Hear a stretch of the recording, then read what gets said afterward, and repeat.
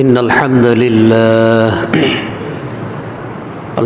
لله نحمده ونستعينه ونستغفره ونؤمن به ونتوكل عليه ونعوذ بالله من شرور أنفسنا ومن سيئات أعمالنا من يهدي الله فلا مضل له ومن يضلل فلا هادي له ونشهد أن لا إله إلا الله وحده لا شريك له ونشهد أن محمدا عبده ورسوله أرسله بالحق بشيرا ونذيرا وداعيا إلى الله بإذنه وسراجا منيرا أما بعد فإن خير الحديث كتاب الله وأحسن الهدي وهدي محمد صلى الله عليه وسلم وشر الأمور محدثاتها وكل محدثة بدعة وكل بدعة ضلالة وكل ضلالة في النار أعوذ بالله من الشيطان الرجيم بسم الله الرحمن الرحيم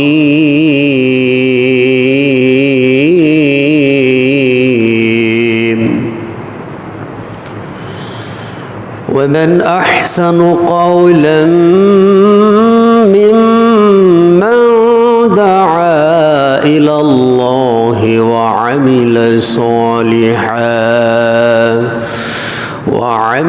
صالحا وقال إنني من المسلمين.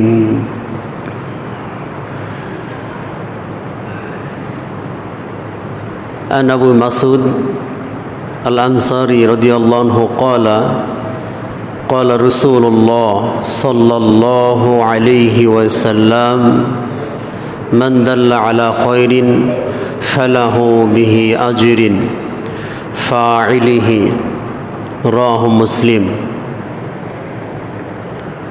আলহামদুলিল্লাহ, যাবতীয় প্রশংসা, সমস্ত তারিফ মহাপরাক্রমশালী, আসমান এবং জমিনের একছত্র অধিপতি, গোটা বিশ্বের রব, তিনি যত বড় তার প্রশংসাও তত বড়।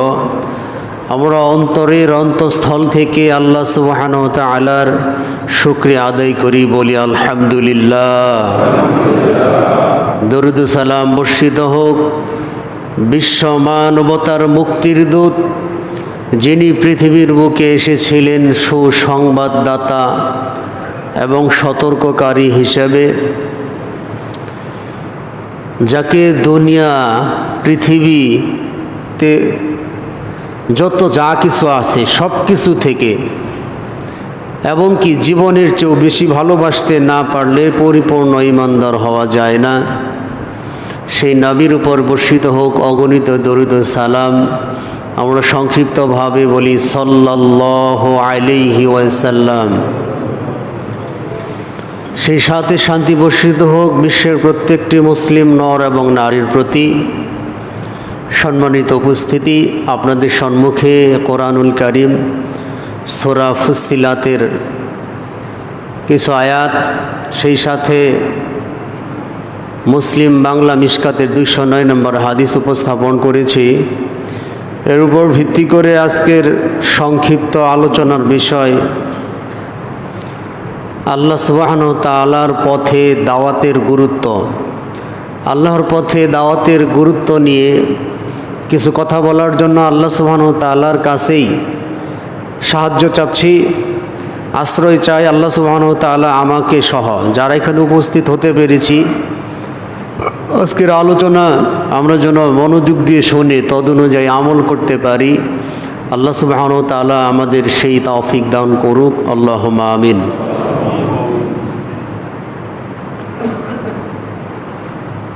আল্লাহর পথে দাওয়াত এর গুরুত্ব অপরিসীম। আল্লাহ সুবহানাহু ওয়া তাআলার পথে যদি আমরা দাওয়াত না দেই তাহলে পৃথিবীর মানুষ গুমরাহিতে নিমজ্জিত হবে এবং জাহান্নামের অধিবাসী হবে। যুগে যুগে যত নবী রাসূল পৃথিবীতে এসেছিল, পৃথিবীতে আসার একটা উদ্দেশ্য ছিল, তারা এক আল্লাহ সুবহানাহু ওয়া তাআলার পথে মানুষদেরকে সতর্ক করবে, মানুষদেরকে আহ্বান করবে। নবী রাসূলদের আহ্বান সতর্ক শুনে মানুষ পরিবর্তন হবে এবং আখিরাতমুখী হবে, জান্নাতে যাওয়ার জন্য প্রস্তুতি গ্রহণ করবে। পৃথিবীতে যত নবী রাসূল পৃথিবীতে এসেছে,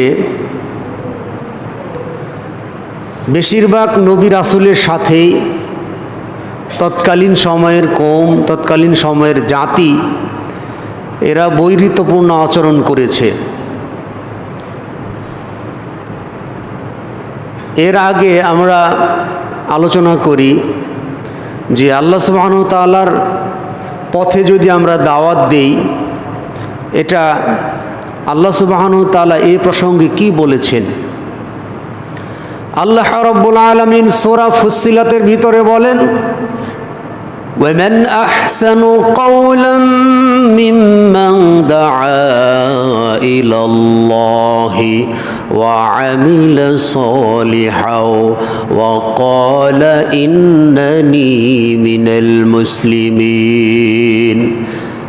আল্লাহ বলতেছেন ওয়ামান আহসান, ওই ব্যক্তির চেয়ে উত্তম কথা, ওই ব্যক্তির চেয়ে সুন্দর কথা আর কার হতে পারে, যে ব্যক্তি মানুষদেরকে আল্লাহর দিকে দাওয়াত দেয়, মানুষদেরকে আল্লাহর পথে আহ্বান করে।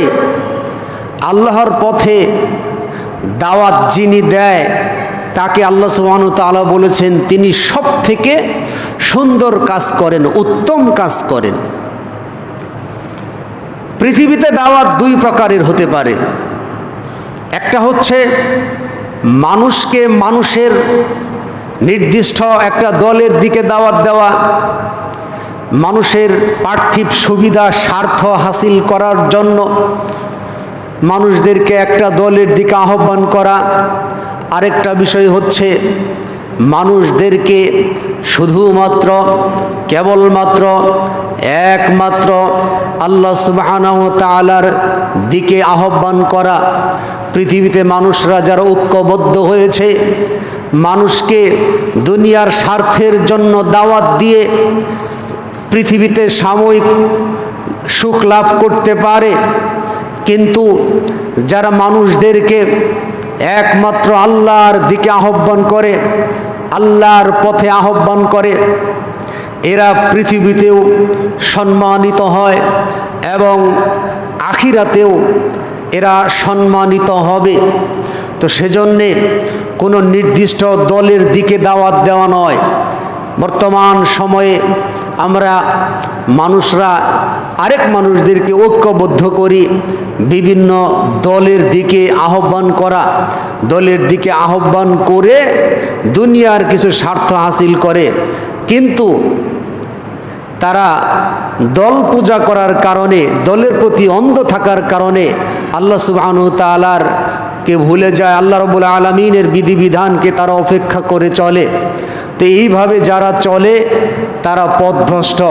তারা পৃথিবীতে সাময়িক সুখ শান্তি পেলেও আখিরাতে এরা জাহান্নামের অধিবাসী হবে।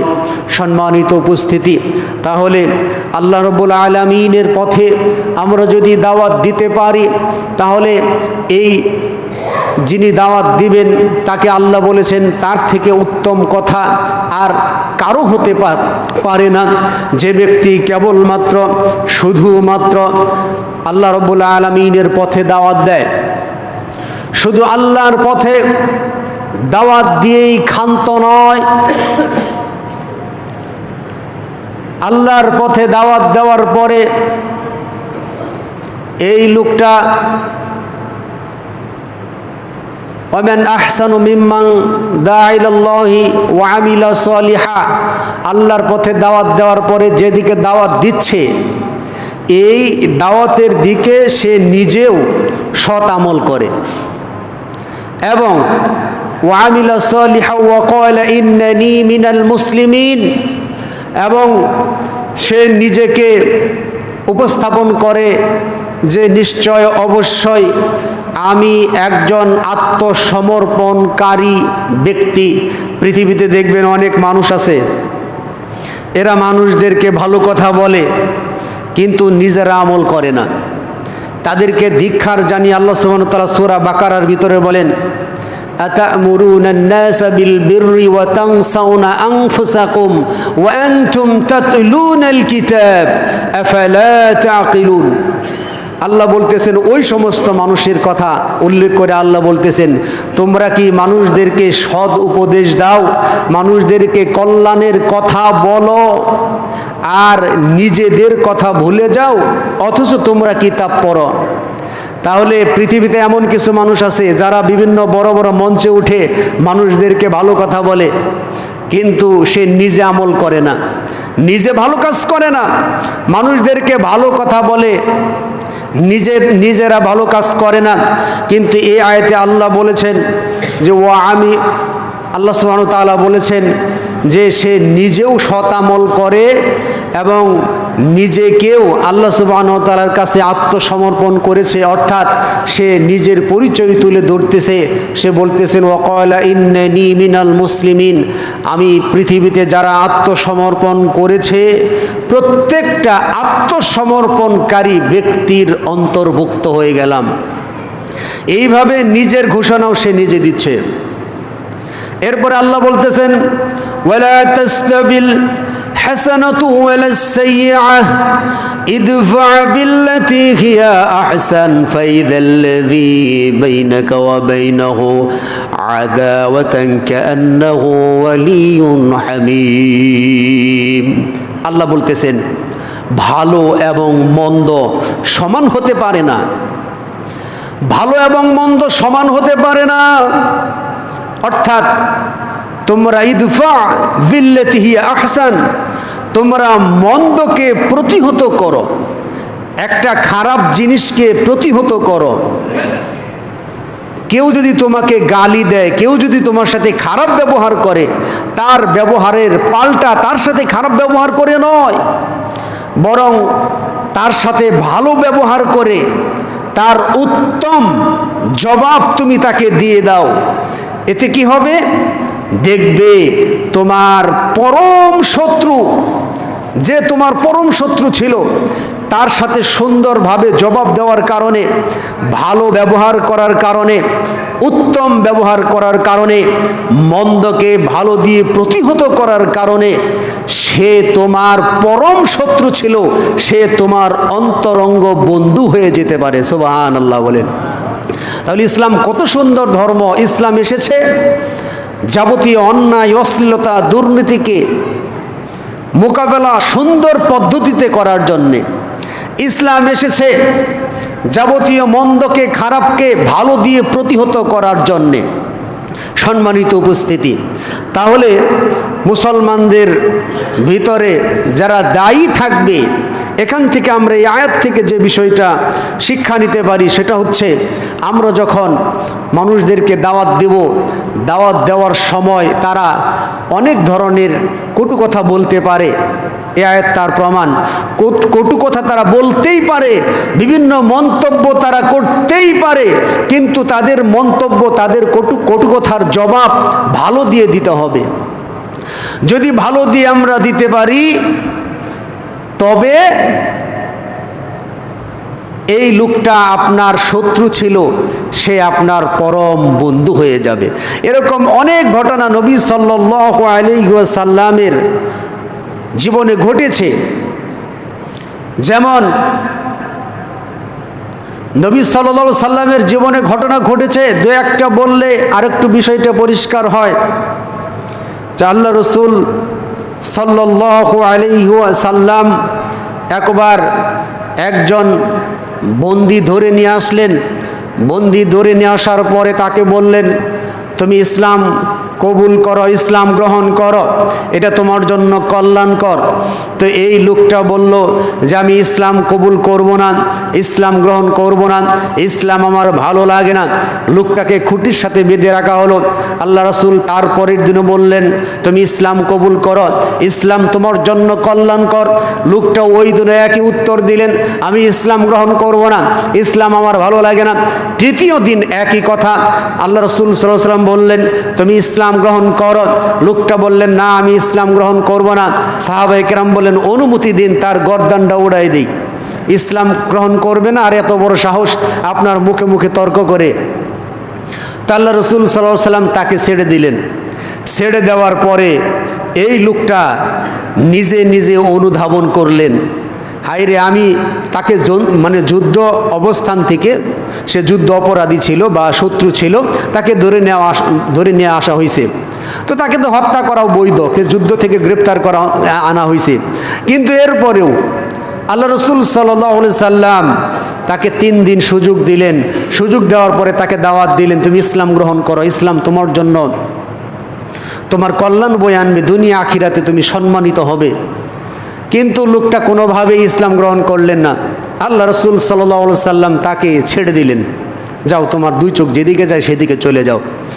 এই লোকটা তখন নিজে নিজে চিন্তা করলো, আমি একজন অপরাধী, যুদ্ধ অপরাধী, তো আমি যে ধরনের অন্যায় কাজ করেছি, হত্যার উপযুক্ত কাজ আমি করেছি, কিন্তু ইসলাম ধর্মের এই বার্তাবাহক এই নবী এত উদার, এত মহান, এত উদার, এত ক্ষমাশীল, তার ইচ্ছা করলে আমাকে হত্যা করে দিতে পারত, কিন্তু আমাকে হত্যা না করে দিয়ে আমাকে ছেড়ে দিল। এত সুন্দর একটা ধর্ম, এত উদার একটা ধর্ম, এই ধর্ম বাদ দিয়ে আমি কোন ধর্মের আলোকে জীবনযাপন করতেছি। সঙ্গে সঙ্গে এই লোকটা গোসল করে পবিত্র হয়ে কালিমা শাহাদাত পাঠ করলেন, আশহাদু আল্লা ইলাহা ইল্লাল্লাহ ওয়া আশহাদু আন্না মুহাম্মাদান আবদুহু ওয়া রাসূলুহু। এই কালিমার সাক্ষ্য সে দিয়ে মুসলমান হয়ে গেল। তো এই ঘটনা কি প্রমাণ করে? যে আল্লাহ রাসূল সাল্লাল্লাহু আলাইহি ওয়াসাল্লাম তার সাথে ভালো ব্যবহার করেছে, খারাপ ব্যবহার করে নাই। সে ছিল ইসলামের দুশমন, শত্রু, এরপরেও তার সাথে ভালো আচরণ করার কারণে সে অনুধাবন করলো ইসলাম একমাত্র হক সত্য ধর্ম, এরপরে সে মুসলিম হয়ে গেল। এরকম অনেক ঘটনা আল্লাহ রাসূল সাল্লাল্লাহু আলাইহি ওয়াসাল্লামের জীবনে ঘটেছে। তো এখান থেকে বোঝা যায় যে আমরা যদি শত্রুকে কর্কশতা দিয়ে নয়, আমরা যদি শত্রুকে সুন্দর ব্যবহার দিয়ে তাদেরকে আহ্বান করি, আশা করা যায় ইসলামের সমহান সুশীতলে তারাও আসার সুযোগ পাবে। ইসলাম শুধু তরবারি দিয়ে আঘাত করে যুদ্ধের কারণে ইসলাম প্রতিষ্ঠা আল্লাহ রসুল করে নাই, সুন্দর ব্যবহার দিয়েও আল্লাহ রসুল সাল্লাল্লাহু আলাইহি ওয়াসাল্লাম ইসলাম প্রতিষ্ঠা করেছে, কাফের মুশরিকদের মন জয় করেছে। আবার এর মানে এই নয় শুধু ভালো ব্যবহার দিয়েই আপনি ইসলাম প্রতিষ্ঠা করবেন, ওইরকম না। কিছু ক্যান্সার আছে, এই ক্যান্সার রোগী অপারেশন ছাড়া যেমন ক্যান্সার ভালো হয় না, ক্যান্সার রোগী যেমন অপারেশন ছাড়া ভালো হয় না, কি এমন কিছু মুরতাদ, এমন কিছু মানে কাফের, চরম পর্যায়ের কাফের আছে যাদেরকে হত্যা ছাড়া আপনি ইসলাম প্রতিষ্ঠিত করবেন না, পারবেন না। এজন্য ইসলাম এমন একটা ধর্ম যেখানে যা লাগে সেখানে তাই দিয়েই ইসলাম প্রতিষ্ঠা করতে হয়। যেখানে কঠোরতার দরকার সেখানে অবশ্যই কঠোরতা অবলম্বন করতে হবে। যেখানে নরম করে দাওয়াত দিলে কাজে আসবে সেখানে নরম করেই দাওয়াত দিতে হবে। এটা ভাবার কোনো সুযোগ নাই শুধু আমরা দাওয়াত দেব, নরম করে শুধু দাওয়াত দেবো, এভাবে ইসলাম না। নরমের জায়গায় নরম দিতে হবে, গরমের জায়গায় গরম দিতে হবে। গরমের জায়গায় যদি গরম দেওয়ার প্রয়োজন নাই থাকতো তাহলে মুহাম্মদ সাল্লাল্লাহু আলাইহি সাল্লামের 27টা যুদ্ধ করার দরকার পড়ে না। সরাসরি 27টা যুদ্ধ করেছেন, 100-র মতো যুদ্ধের নেতৃত্ব দিয়েছেন। যদি এই মানে মুখ দিয়ে শুধু দাওয়াত দিয়া, লেখনের মাধ্যমে কলম দিয়ে লিখে লিখে দাওয়াত দিয়েই যদি ফলপ্রসূ হইতো তাহলে এতগুলো যুদ্ধের প্রয়োজন পড়তো না। সম্মানিত উপস্থিতি, যুগে যুগে নবী রাসূল পৃথিবীতে যারা এসেছে তাদের সাথে তাদের কওম, তাদের জাতি বৈরিতাপূর্ণ আচরণ করেছে। এই মর্মে যদি আমরা সূরা ইয়াসিনের ভিতরে একটা ঘটনা দেখি, আল্লাহ রাব্বুল আলামিন বলেন, ওয়াদরিবু লাহুম মাসালান আসহাবাল ক্বরিয়া ইয জাআহাল মুরসালুন। আমাদের নবীকে বলতেছেন, ওয়াদরিবু লাহুম, আপনার উম্মতদের কাছে এক জনপদের ঘটনা আপনি শুনিয়ে দিন। ওয়াদরিবু লাহুম মাসালান আসহাবাল ক্বরিয়া ইয জাআহাল মুরসালুন, যখন তাদের নিকটে রাসূলগণ এসেছিলেন, রাসূলগণ যখন তাদের নিকট আসলেন, তখন তারা তাদের সেই রাসূলকে মিথ্যা প্রতিপন্ন করতে লাগলেন। এরপরে আল্লাহ সুবহানাহু ওয়া তাআলা বলেন, আমি তাদেরকে 2 জন রাসূল পাঠালাম। 2 জন রাসূল পাঠানোর পরে তারা এই রাসূলকে মিথ্যা প্রতিপন্ন করলেন। এরপরে ফাআজ্জাজনা বিসালিসিন ফাকালু ইন্না ইলাইকুম মুরসালুন, এরপরে তৃতীয় একজন দ্বারা শক্তিশালী করলাম। শক্তিশালী করার পরে তাদেরকে পাঠালাম এবং তারা বলল যে আমরা আল্লাহর পক্ষ থেকে তোমাদের কাছে এসেছি সতর্ককারী হিসেবে। কিন্তু তাদের কাছে আসার পরে তারা তাদেরকে মিথ্যা প্রতিপন্ন করেছিল। মিথ্যা প্রতিপন্ন করার পরে তারা জবাবে বলো, ক্বালু রব্বুনা ইয়ালামু ইন্না ইলাইকুম লামুরসালুন, আমার আল্লাহ জানেন যে আমরা আল্লাহর পক্ষ থেকে তোমাদের কাছে সতর্ককারী হিসেবে এসেছি। কিন্তু তারা বলল, ক্বালু মা আনতুম ইল্লা বাশারুম মিসলুনা ওয়া মা আনজালার রহমানু মিন শাইইন ইন আনতুম ইল্লা তাকযিবুন। কিন্তু তারা বলল যে তোমরা আমাদের কাছে এসেছো আল্লাহর দাওয়াত নিয়ে, অথচ তোমরা তো আমাদের মতোই মানুষ, আমাদের মতোই মানুষ, তোমরা আর আমাদেরকে কি দাওয়াত দিবা? তোমার আর আমাদের মধ্যে পার্থক্য কি?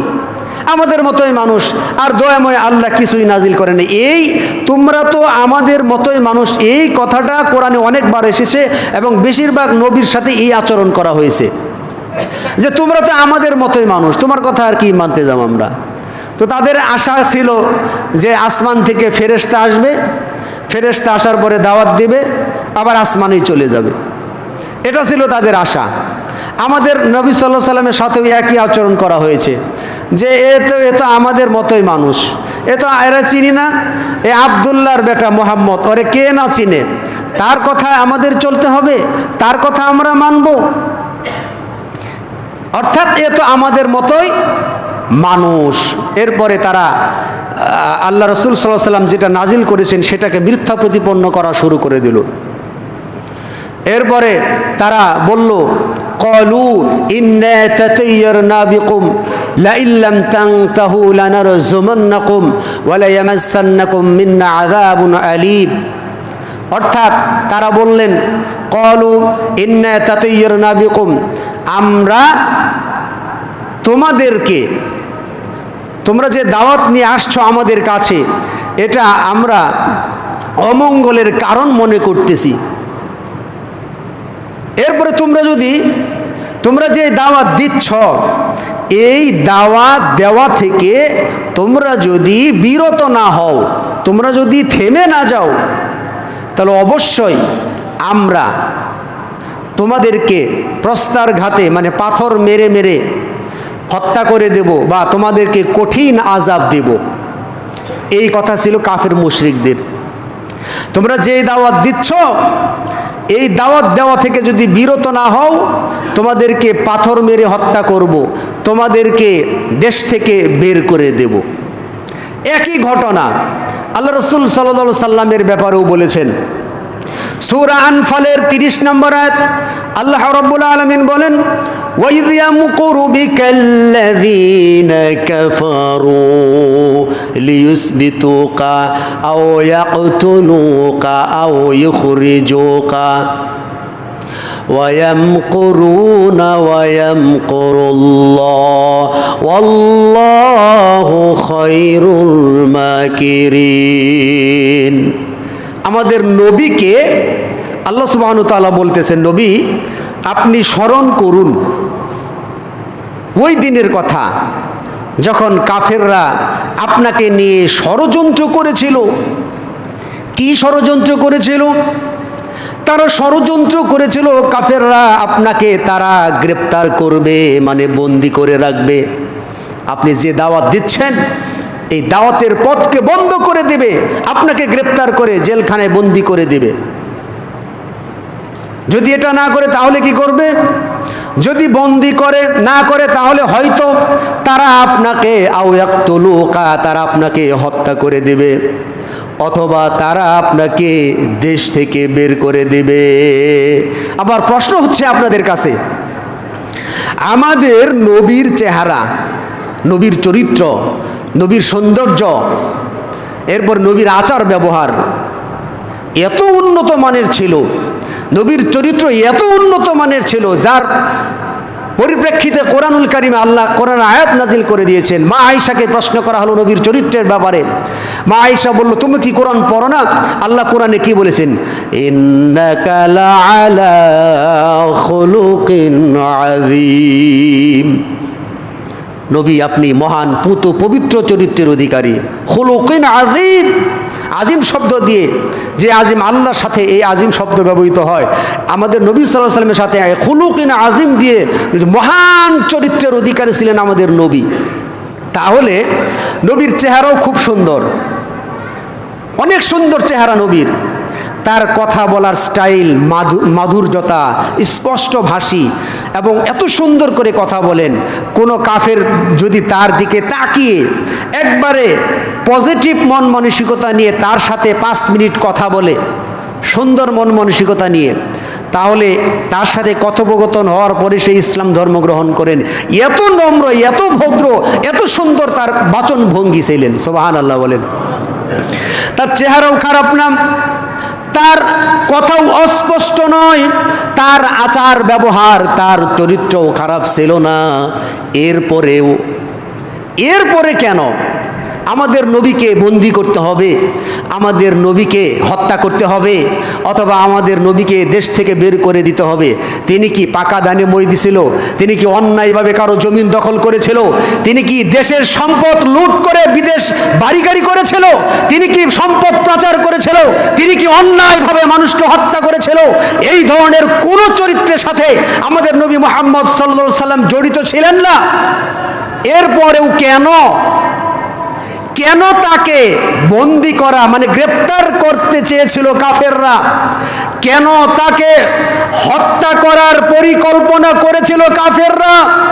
কেন তাকে দেশ থেকে বের করে দেওয়ার ষড়যন্ত্র করেছিল কাফেররা? এর কারণ কি?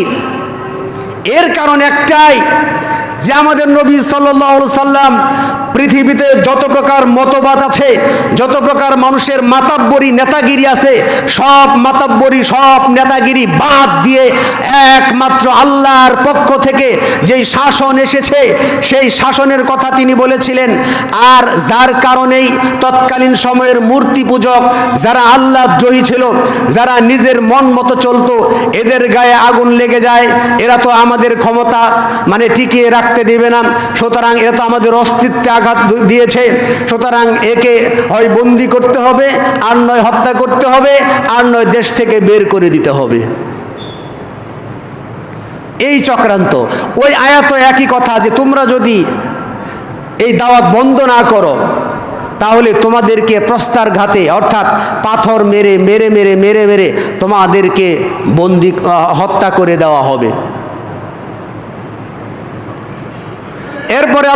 এরপরে ইমানদাররা, নবীরা জবাব দিল, তোমরাই তোমাদের অমঙ্গলের কারণ। আমরা তোমাদের এই আল্লাহর পক্ষ থেকে যে বিধান এসেছে এই বিধানের দাওয়াত দেওয়ার কারণেই কি তোমরা এরকম আমাদের সাথে এই ব্যবহার করতেছ? এরপরে একজন ব্যক্তি, وجاء من أقصى المدينة رجل يسعى قال يا قوم اتبعوا المرسلين। মদিনা একটা শহরের অদূর প্রান্ত থেকে একজন ব্যক্তি আসলেন। আসার পরে বললেন, হে কওমরা, তোমরা এই রাসূলদের অনুসরণ করো, রাসূলদের কথা শোনো। ইত্তাবিউ মান লা ইয়াসআলুকুম আজরাও ওয়া হুম মুহতাদুন। তোমরা তাদের অনুসরণ করো, তাদের আনুগত্য করো যারা দাওয়াত দেওয়ার বিনিময়ে তোমাদের কাছে কোনো প্রতিদান চায় না এবং তারা হেদায়েত প্রাপ্ত। সূরা ইয়াসিনের 21 নম্বর আয়াত, তাদের অনুসরণ করো। এই আয়াতটা নিয়ে কিছুদিন আগে এই আয়াতটা নিয়ে ইউটিউবে একটা বিষয় আলোচনা হয়েছিল যে দাওয়াত দেওয়ার বিনিময়ে টাকা পয়সা নেওয়া যাবে না, ওয়াজ করার বিনিময়ে বা খুতবা দেওয়ার বিনিময়ে, সালাত পড়ানোর বিনিময়ে টাকা পয়সা নেওয়া যাবে না। এটা এই আয়াত হচ্ছে তার দলিল। এখানে আল্লাহ বলেছেন যে ইত্তাবিউ মাল্লা ইয়াসআলুকুম আজরা ওয়া হুম মুহতাদুন, তাদের অনুসরণ করো যারা তোমাদের কাছে কোনো প্রতিদান চায় না এবং তারা হেদায়েত প্রাপ্ত। আসলে যেই আয়াতগুলি আমরা সন্দেহ করি, দলিল হিসেবে পেশ করতে চাই, ওই আয়াতের ভিতরেই এগুলোর সমাধান আছে, কিন্তু আমরা বুঝি না। আয়াতটা ভালো করে মনোযোগ দিয়ে শুনবেন। আল্লাহ বলেছেন ইত্তাবিউ, আনুগত্য করো, অনুসরণ করো, মাল্লা ইয়াসআলুকুম, যারা তোমাদের কাছে কিছু চায় না, মাল্লা ইয়াসআলুকুম আজরা ওয়া হুম মুহতাদুন, এবং যারা হেদায়েত প্রাপ্ত। বাহ্যিক দৃষ্টিতে মনে হচ্ছে ঠিকই তো কইছে, এখানে তো কোনো কিছু চাওয়ার কথা নাই। এটার সমাধান হচ্ছে এখানে দুইটা অংশ। একটা কথা হচ্ছে, প্রথমত আপনাকে আদেশ করা হয়েছে ইত্তাবিউ, আপনি অনুসরণ করুন পদে পদে। এর আগে আমরা অনুসরণের বিষয়টা বলছিলাম যে এমন একটা রাস্তা দিয়ে যাচ্ছেন, হয়তো রাস্তাটা বৃষ্টির পানিতে ভিজে গেছে, ওইখানে যে ইট বিছানো থাকে, তখন একজন লোক ওই ইটের মধ্যে পাড়া দিয়ে দিয়ে তার গন্তব্য স্থানে যায়। এখন আপনি যদি পিছে পিছে যান, ওই যে ইটের মধ্যে পাড়া দিছে আপনারও সেই ইটের মধ্যে পাড়া দিতে হবে, অন্যথায় কাদা পড়বে। এটা হচ্ছে অনুসরণ। তো আমরা যদি অনুসরণ করি নবীদের পদে পদে, সব জায়গায়, ব্যক্তি জীবনে, সমাজ জীবনে, পরিবার জীবনে, রাষ্ট্রীয় জীবনে, রাজনৈতিক জীবনে, আন্তর্জাতিক জীবনে, তাহলে তো আপনাদের কাছে কিছু চাওয়ার প্রয়োজন পড়ে না। আপনি অনুসরণ করেন, অনুসরণ করলে আপনার কাছ থেকে টাকা নেওয়ার প্রয়োজন পড়বে না। কারণ যখন আপনি একবারে পুঙ্খানুপুঙ্খানুভাবে অনুসরণ করবেন, সমাজে যারা এলিট পার্সন, সমাজে যারা ধনী আছে, এদেরকে ধরা হবে যে আপনার যদি টাকার জাকাত থাকে তাহলে আপনাকে জাকাত দিতে হবে। আপনি জাকাত দিতে বাধ্য, কারণ আপনাকে অনুসরণ করতে বলা হয়েছে। আপনার ঘরে যদি 20 মণ ধান থাকে, 1 মণ ধান জাকাত দিতে হবে, বের করতে হবে। আপনি অনুসরণ করতে বাধ্য। যখন আপনি পদে পদে অনুসরণ করবেন, আপনার কাছ থেকে বেতন নেওয়ার কোনো দরকার পড়বে না। আপনাকে বলা হবে বাইতুল মাল গঠন করা হবে, জাকাত ভিত্তিক অর্থনৈতিক ব্যবস্থা হবে। এই বাইতুল মাল গঠন করার পরে ইমাম, খাদেম, দায়ী বা যারা দিন প্রচারের স্বার্থে জড়িত, এদেরকে বেতন দেওয়া হবে। আপনার কাছে তো চাওয়ার দরকার পড়বে না, অটোমেটিকলি হয়ে যাবে, ব্যবস্থা হয়ে যাবে। কিন্তু দুঃখজনক বিষয়, আপনি যে কথা বললেন কোনো প্রতিদান নেওয়া যাবে না, তাহলেও কি না খায় থাকবো নাকি? আপনাকে যেই শর্ত বলা হয়েছে ইত্তাবিউ, আপনি অনুসরণ করেন, আপনি তো অনুসরণ করছেন না। তো অনুসরণ না করলে সে কি করবে? আপনি অনুসরণ করেন, আপনার কাছ থেকে বেতন নেওয়া দরকার পড়বে না, অটোমেটিকলি বেতনের ব্যবস্থা হয়ে যাবে।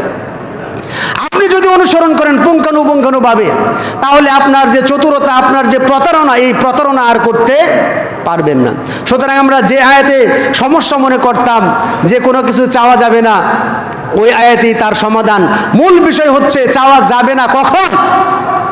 যখন এই দেশে ইসলাম প্রতিষ্ঠিত হয়ে যাবে। চাওয়া যাবে না কখন?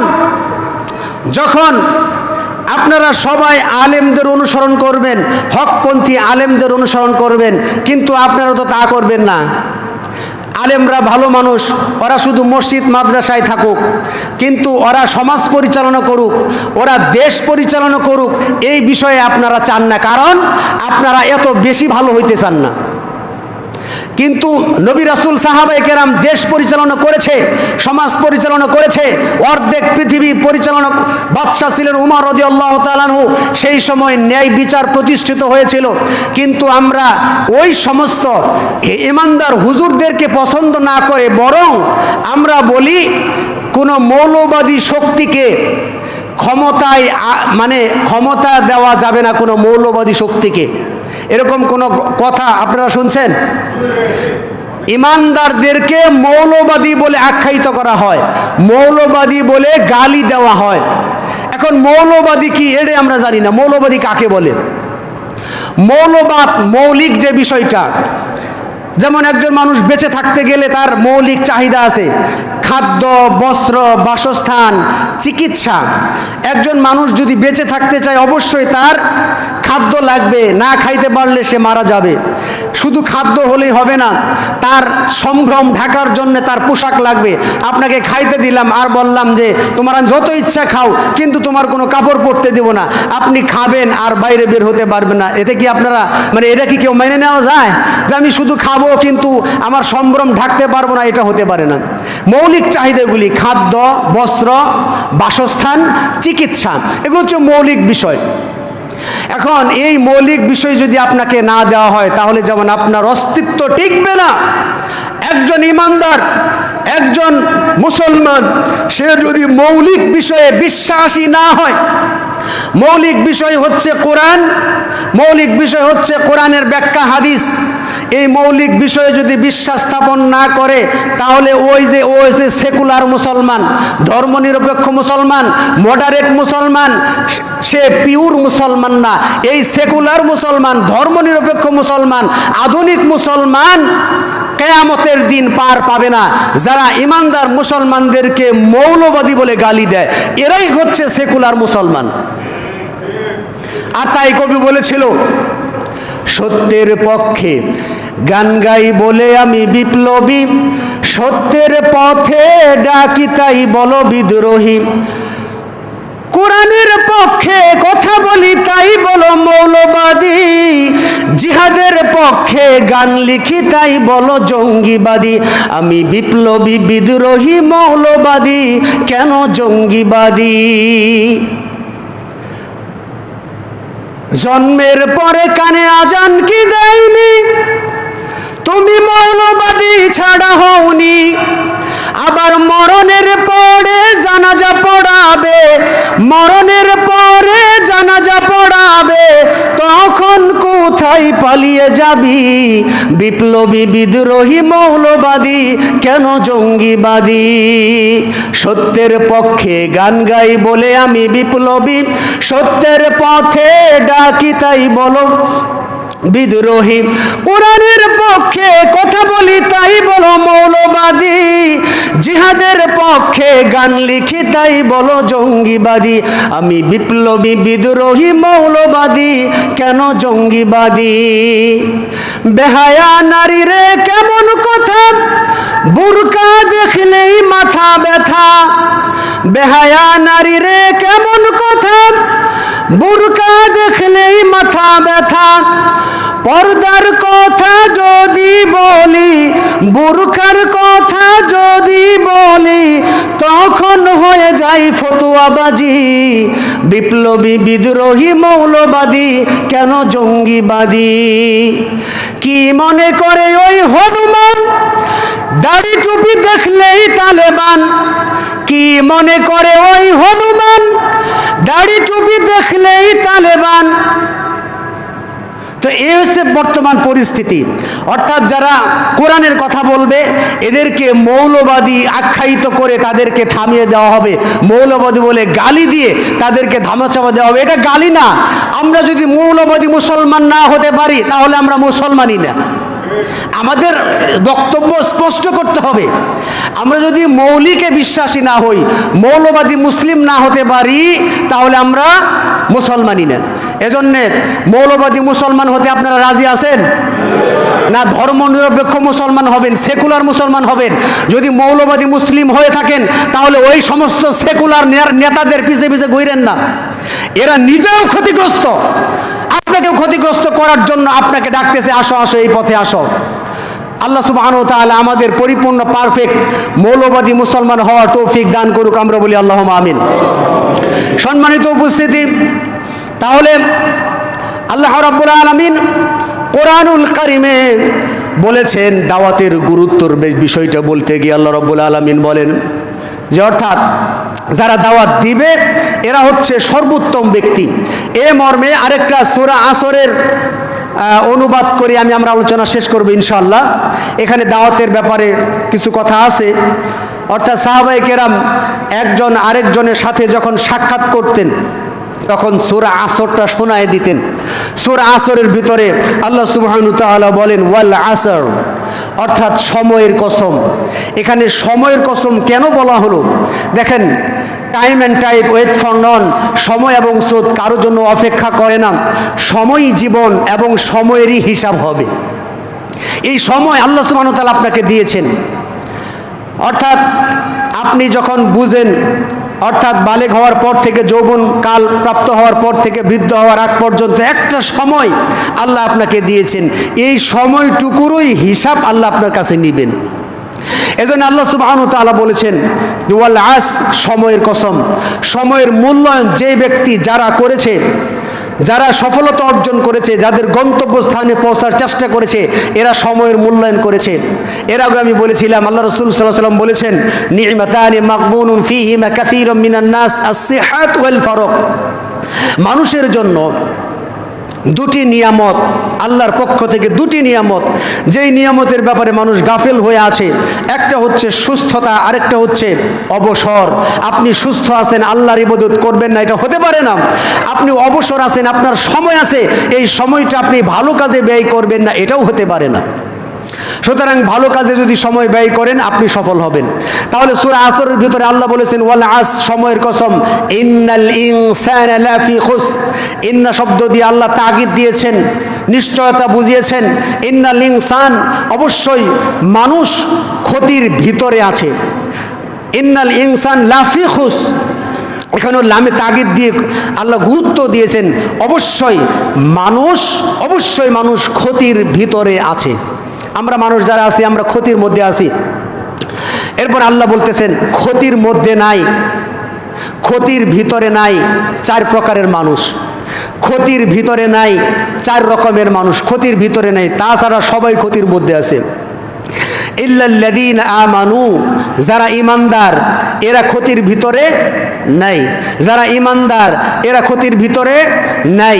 ঈমানদারদের বিষয়ে আরেকটা কথা বলি। ঈমানদার কারা? ঈমানদার তো তারাই যারা আল্লাহ এবং তার রাসূলকে সবচেয়ে বেশি ভালোবাসে। আল্লাহ এবং তার রাসূলের প্রশ্ন আসলে তখন তার দলের নেতা কি বলেছে সেদিকে ভ্রুক্ষেপ করে না। আল্লাহ এবং তার রাসূলের বিরুদ্ধে আচরণ করলে ওই দলের নেতাকে লাথি মেরে ছুড়ে দেয়। এ হচ্ছে ঈমানদার। আর আমি আপনি এমন ঈমানদার, আমার দলের প্রধান ইসলাম নিয়ে কটূক্তি করতেছে, আমি চুপ করে বসে আছি। আপনি নিশ্চিত থাকুন ইসলামের যখন অপমানিত হবে আর আপনি যদি চুপ করে বসে থাকেন আর আপনি বলবেন যে আপনি ঈমানদার, আমি চ্যালেঞ্জ করে বলি আল্লাহি তাল্লাহি বিল্লাহি, আল্লাহর কসম, you are not believer person, আপনি ঈমানদার নন। যতই আপনার দাড়ি লম্বা থাকুক, যতই আপনি জুব্বা পরেন, যতই আপনি 5 ওয়াক্ত সালাত পড়েন, যতই তাহাজ্জুদ পড়েন, আগে ঠিক করতে হবে ইসলামকে কে অপমানিত করলো। ইসলামকে অপমানিত করে আপনি আপনার নেতার আনুগত্য করবেন, এটা ঈমানদার হতে পারে না। সুতরাং ঈমানদারের বৈশিষ্ট্য 1 নম্বর হচ্ছে আল্লাহ এবং তার রাসূলের প্রসঙ্গ আসলে, আল্লাহর বিধান প্রসঙ্গ আসলে, এই বিষয়ে যদি কোনো ব্যক্তি, সে আপনার বাবা থাকুক, আপনার মা থাকুক, আপনার ভাই থাকুক, আপনার সমাজের গুরুত্বপূর্ণ ব্যক্তি থাকুক, আপনার দলের প্রধান থাকুক, এরা যদি মন্তব্য করে সঙ্গে সঙ্গে লাথি মেরে ওখান থেকে বের হয়ে আসতে হবে। এ হচ্ছে ঈমানদার। তাহলে আপনি ক্ষতির ভিতরে নাই। আপনি ক্ষতির ভিতরে নাই যদি আপনার ঈমান ঠিক থাকে। শুধু ঈমান আনলে চলবে না, ওয়া আমিলুস সলিহা। আপনাকে ঈমান আনার পরে আপনাকে সৎ কাজ করতে হবে, ভালো কাজ করতে হবে, আমলে সলে করতে হবে। ঈমান এনে বসে থাকলেন আমল করবেন না, তা হতে পারে না। ঈমান আনার পরে আপনাকে আমলে সলে করতে হবে, ওয়া আমিলুস সলিহা ওয়া তাওয়াসাউ বিল হাক্কি ওয়া তাওয়াসাউ বিস সবর। এরপরে ওয়া তাওয়াসাউ বিল হক, সত্য হক পথে মানুষদেরকে আহ্বান করতে হবে। ঈমান আনছেন, আমল করছেন, নিজেই জান্নাতে যাইতে চান, আর কেউ জান্নাতে যাবে এটা চায় না, তাহলেও কিন্তু হবে না। ঈমান আনতে হবে, আমল করতে হবে, এবং কি মানুষদেরকে হকের পক্ষে, হকের পথে মানুষদেরকে দাওয়াত দিতে হবে যে আসো, এটা হকের পথ। যদি আপনি দাওয়াত না দেন তাহলে আপনি ক্ষতির মধ্যে রয়েছেন। অর্থাৎ এই যে হকের পক্ষে আপনি দাওয়াত দিবেন, হকের পক্ষে দাওয়াত দেওয়ার পরে আপনার উপরে বিপদ আপদ, বালা মুসিবত এগুলো চলে আসবে। যখন চলে আসবে তখন আপনি ওটার উপরে ধৈর্য ধারণ করবেন। এই 4 প্রকারের মানুষ, অর্থাৎ যারা ইমানদার, ইমানদারের পরে আমলে সলেহকারী, সৎ আমলকারী, সৎ আমল করার পরে মানুষদেরকে কল্যাণের দিকে, ভালোর দিকে দাওয়াত দেয়, মানুষদেরকে ভালোর দিকে দাওয়াত দেয়। দাওয়াত দেওয়ার পরে তাদের উপর যে বিপদ আপদ, বালা মুসিবত আসে, সেই বিপদ আপদ, বালা মুসিবতের উপরে সে ধৈর্য ধারণ করে। এই 4 প্রকারের মানুষ, এরা ক্ষতির মধ্যে নাই, আর আমরা সবাই ক্ষতির মধ্যে। সম্মানিত উপস্থিতি, আরেকটা বিষয় আমার বলতে মন চাচ্ছে, এই জন্য বলতেছি। দেখেন, আমরা অনেকেই আমার দল, আমার মত, আমার পথ টিকিয়ে রাখার জন্য মনে করেন ইসলাম বিরোধী কোনো একটা নেতার ছত্র ছায়ায় বা কোনো নেতাকে প্রধান উপদেষ্টা বানিয়ে আমি আমার দল পরিচালিত করতেছি, আর আমি মনে করতেছি যে আমি হকের দাওয়াত দিচ্ছি, সহিহ হাদিসের দাওয়াত দিচ্ছি। দেখেন, আমি এই বিষয়টা একটু স্পষ্ট করে বলি। আল্লাহ সুবহানাহু ওয়া তাআলা সূরা বানী ইসরাঈলের ভিতরে বলেন, ওয়া ইন কাদু লা ইফতিনুনাকা আনিল্লাযী আওহাইনা ইলাইকা লিতাফতারিয়া আলাইনা গায়রাহু ওয়া ইযাল লাত্তাখাযুকা খলিলা ওয়া ইন কাদু কাদা ইয়াকাদু ওয়া ইন কাদু, কাফেররা চূড়ান্ত চেষ্টা করেছে, ওয়া ইন কাদু লা ইফতিনুনাকা, নবী আপনাকে ফিতনায় ফেলার জন্য। ও নবী, তুমি যে মিশন নিয়ে, দাওয়াত নিয়ে চলছ, এই দাওয়াতি পথকে ক্ষতিগ্রস্ত করার জন্য, বাধাগ্রস্ত করার জন্য কাফেররা চূড়ান্ত চেষ্টা করতেছে। কাফেররা তোমাকে অফার দিচ্ছে যে তুমি এ নবী এইভাবে প্রচার না করে এর ভিতরে কিছু মিক্স করো, সত্য মিথ্যা কিছু বলো, আমাদের দেবদেবীর সমালোচনা করো না, আমাদের নিয়ম নীতির বিরোধিতা করো না, এইভাবে না একটু চলো। ওয়া ইন কাদু লা ইফতিনুনাকা আনিল্লাযী আওহাইনা ইলাইকা লিতাফতারিয়া আলাইনা গায়রাহু ওয়া ইযাল লাত্তাখাযুকা খলিলা। আল্লাহ বলতেছেন, নবী তুমি যদি কাফেরদের মন মস্তিষ্ক মতো চলতে, তাদের নিয়ম নীতির বিরোধিতা না করে, তাদের কাছ থেকে কিছু, তোমারটাও কিছু, এইভাবে যদি মানে হযবরলভাবে চলতে, তাহলে তারা তোমাকে বন্ধুরূপে গ্রহণ করত। আর তোমারে তারা বন্ধুরূপে গ্রহণ করলেও আমি আল্লাহ তোমাকে 2 গুণ শাস্তি দিতাম। তাহলে আমার প্রশ্ন আপনাদের কাছে, সেটা হচ্ছে, আল্লাহ রাসূল সাল্লাল্লাহু আলাইহি ওয়াসাল্লাম ইসলাম প্রচার করতে গিয়ে কাফের মুশরিকদের সাথে আতাত করেছে? আমার কথা বুঝেন নাই? কাফের মুশরিকদেরকে প্রধান উপদেষ্টা বানাইছে। তো আপনি তারে প্রধান উপদেষ্টা বানায় আপনার দলের নিরাপত্তা চাইলেন, সে যে জাহান্নামে যাচ্ছে, তাকে যে দাওয়াত দেওয়া দরকার, আপনি এটা করতেছেন না কেন? তো আপনি যে এই নিয়মে বলতেছেন, প্রধান উপদেষ্টা বানিয়ে যেভাবে গাও বাঁচিয়ে চলার চেষ্টা করতেছেন, এটা কিন্তু ইসলাম না, এটা ঈমান না, এটা মুহাম্মদ সাল্লাল্লাহু আলাইহি ওয়াসাল্লাম করেনি। মুহাম্মদ সাল্লাল্লাহু আলাইহি ওয়াসাল্লাম করেছেন, ওয়াল্লাহি, আল্লাহর কসম, আমার এক হাতে সূর্য আর এক হাতে চন্দ্র এনে দিলেও আমি কাফের মুশরিকরা তাকে অপর দিয়েছিল, তোমাকে এই আরবের নেতা বানিয়ে দেওয়া হবে, সবচেয়ে সুন্দরী মহিলা দিয়ে বিয়ে করে দেওয়া হবে, তুমি এই দাওয়াত না দিয়ে এইভাবে চলো। কিন্তু আল্লাহ রাসূল তাদের সাথে কোনোভাবে আপোষ করে নাই। কিন্তু আমরা কি করি? আপোষ করি, কই না হলে আমার দল টিকবে না। আমার দল টিকা না টিকা এটা আমার দায়িত্ব না। আমার দায়িত্ব হচ্ছে হক বলে দেওয়া। আমার দায়িত্ব হচ্ছে হক বলে দেওয়া। যেটা বলেছিলেন আবু বকর রাদিয়াল্লাহু তাআলা আনহু, আবু বকর রাদিয়াল্লাহু তাআলা আনহু বলেছিলেন, অর্থাৎ দিন প্রশ্নবিদ্ধ হবে, ইসলাম ক্ষতিগ্রস্ত হবে, আর আমি আবু বকর বেঁচে থাকবো, এটা হতে পারে না। আমি ব্যক্তি, আমি কিছুই না, আমি ইসলামের কিছুই না। কিন্তু ইসলাম ভুলুণ্ঠিত হবে না, ইসলাম লাঞ্ছিত হবে না, ইসলাম ছোট হবে না, খাটো হবে না। এই মন মানসিকতা নিয়ে যদি আমাদের দেশে মানুষরা দাওয়াতি কাজ করত, তাহলে অবশ্যই এই মানুষদেরকে আল্লাহ সুবহানাহু ওয়া তাআলা বিজয় দান করতেন। কিন্তু আমরা কি করি? যে অমুক দলের নেতা প্রধান উপদেষ্টা না দিলে আমার দল টিকবে না। তোমার দল টিকানোর দায়িত্ব তোমার না, তোমার দল হেফাজত করার দায়িত্ব হচ্ছে আল্লাহর। আমার কথা মনে আপনারা বুঝতে পারতেছেন? এজন্য অবশ্যই আমরা কোনো দলের দিকে নয়, আমরা ব্যক্তির দিকে নয়, আমরা আল্লাহর দিকে দাওয়াত দিতে হবে। আল্লাহ সুবহানাহু ওয়া তাআলা আমাদের বিষয়গুলি বোঝার তৌফিক দান করুক। আমরা বলি আল্লাহুম্মা আমিন। বারাকাল্লাহু লানা ওয়া লাকুম ফিল কুরআন।